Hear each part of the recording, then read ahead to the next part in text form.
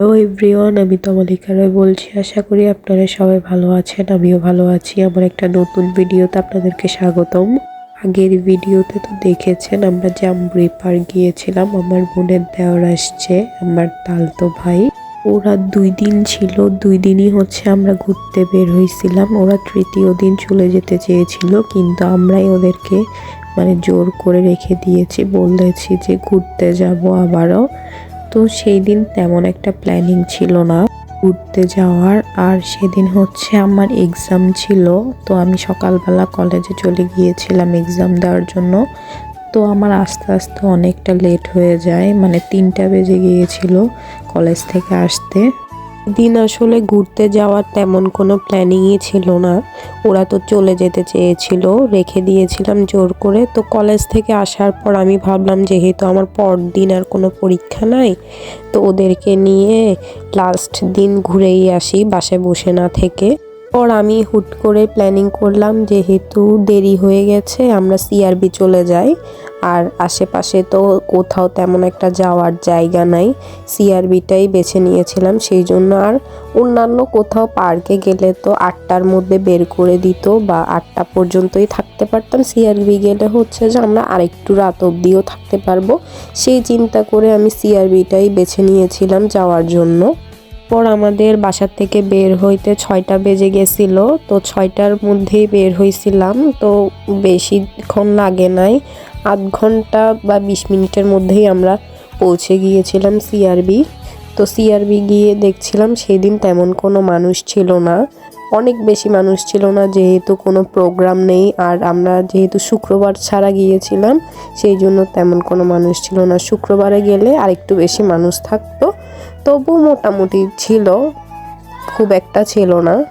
তারপর আমরা ওইখানে গিয়ে অনেকক্ষণ আড্ডা দিয়েছিলাম, তারপর হাঁটছিলাম, ঘুরছিলাম, এগুলোই করছিলাম। আসলে এখানে আড্ডা দেওয়া ছাড়া আর কোনো কিছুই করার ছিল না।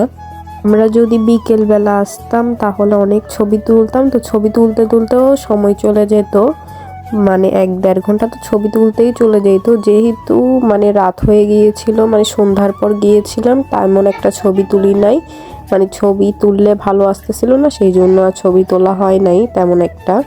তো সিআরবিতে তো অনেকগুলো স্টল বসে একসাথে, এটা বলার কিছু নাই।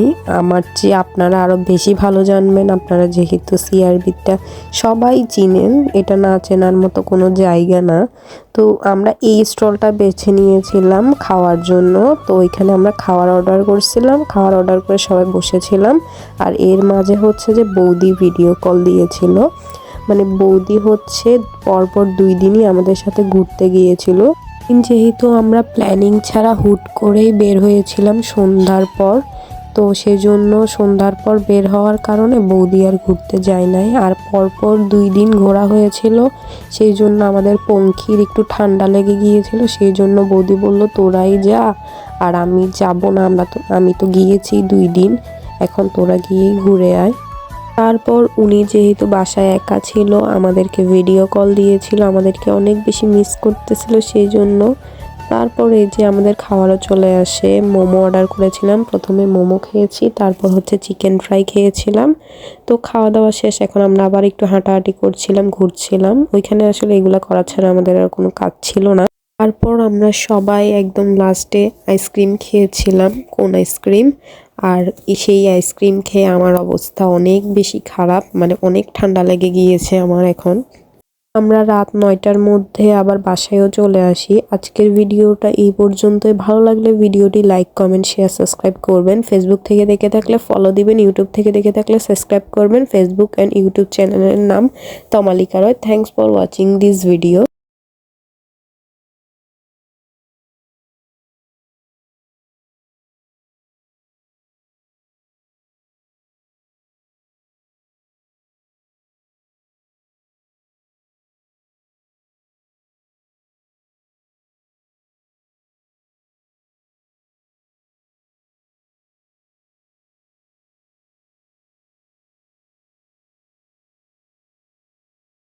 তারপর আমরা সবাই মিলে লাস্টের দিকে একটু আইসক্রিম খাইতেছিলাম। সেই আইসক্রিম খেয়ে আমার অবস্থা এখন খুবই খারাপ।